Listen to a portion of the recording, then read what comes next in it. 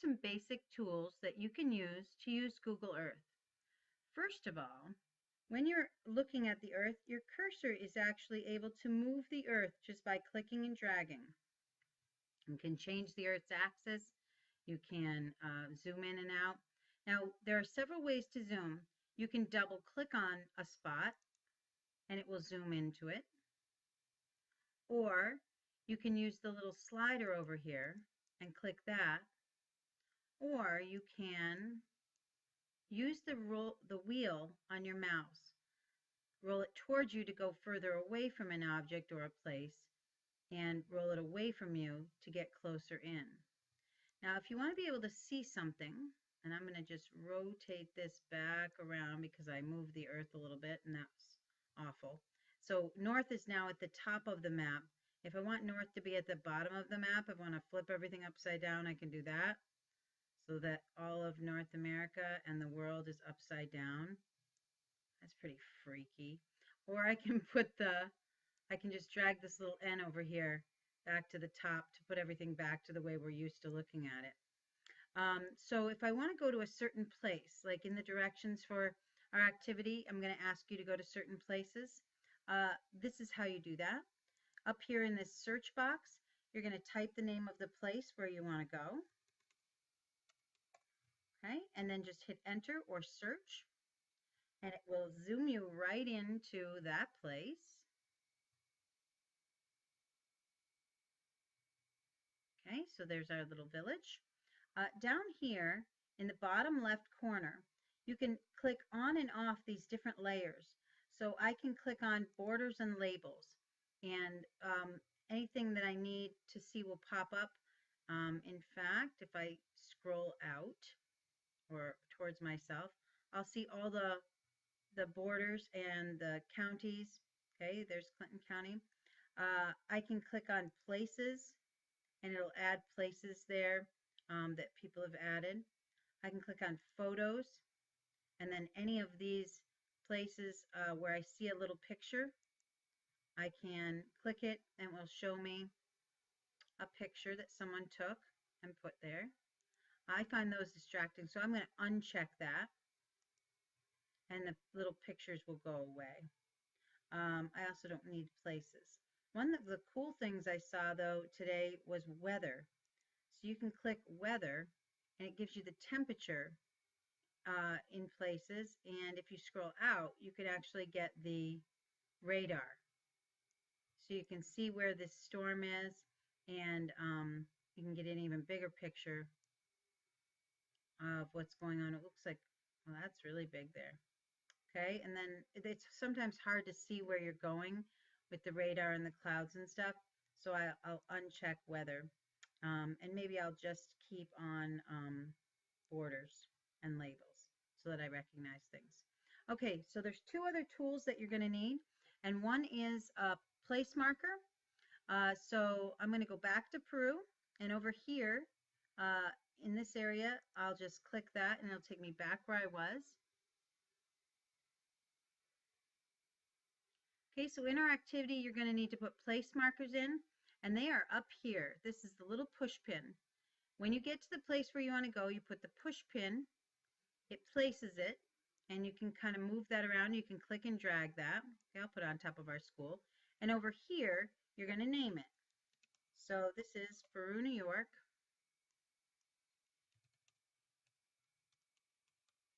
Okay, and I'm going to click OK. Now that becomes one of the places on my Places list over here. So you can drag those around. I'm going to drag that to the top of the list. So that is the first place I go. And then every time I've got these little markers set, I can go to one of those. For example, I've already set Brouage, France. So I can click that and it will take me right to that place marker. And that is right here. Okay, so during our activity, you're going to find places and you're going to mark them. Another thing that's pretty cool too, in class, I talked about how Brouage used to be on the seacoast, which is right here, but that silt and other sediments built up, and the town is actually here. and the coast actually moved. Now, if I wanted to measure that distance, I could use the ruler, and that's another tool that's up here. I click the ruler, and I can decide whether I want it to be in centimeters, meters, miles, feet, inches, etc. I'm going to go miles. Okay. Now I'm not going to drag, I'm just going to click. So I'm going to click on Brouage, and then I don't have to drag. I've let go of the mouse and I'm just sort of moving it across. And you can see that as I move my line, the map length moves. And so now if I click my second place, that line is now 1.67 miles long, and I've measured the distance sort of as the crow flies that way.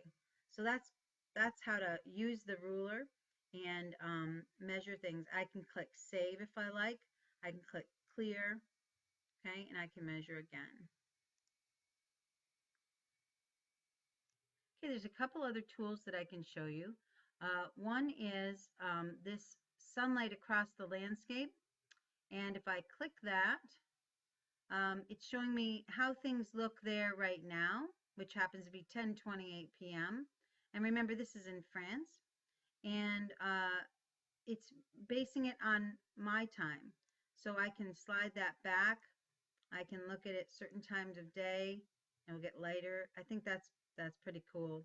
I can also use this historical imagery, so I can look at how things looked. I don't know how far back it goes. Um, this is just the images that they've gathered, how things look. So that one looks a little bit different, but I thought that was kind of cool. And finally, if you come across an image, let's say I want to remember where Brouage is. Okay, if I've got a list of places and I need to remember where they are, or if I like the way something looks, like I think this is kind of cool. Let me go back there.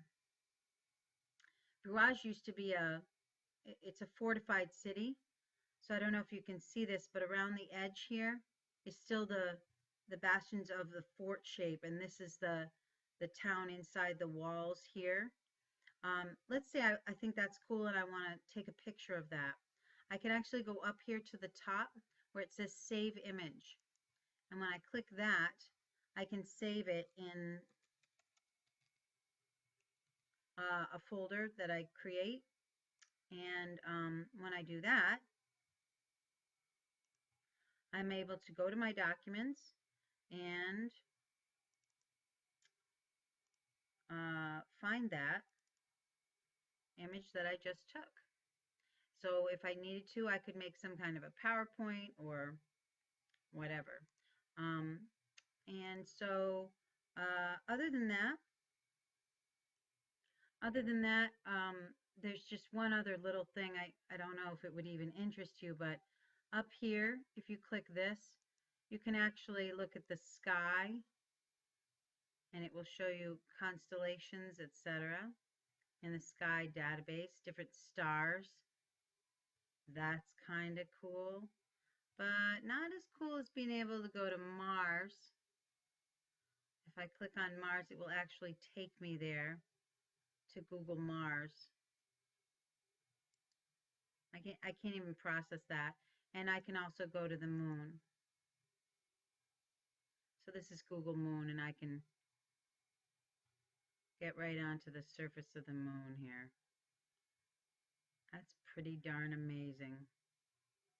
All right, so that's Google Earth, and that's what you'll be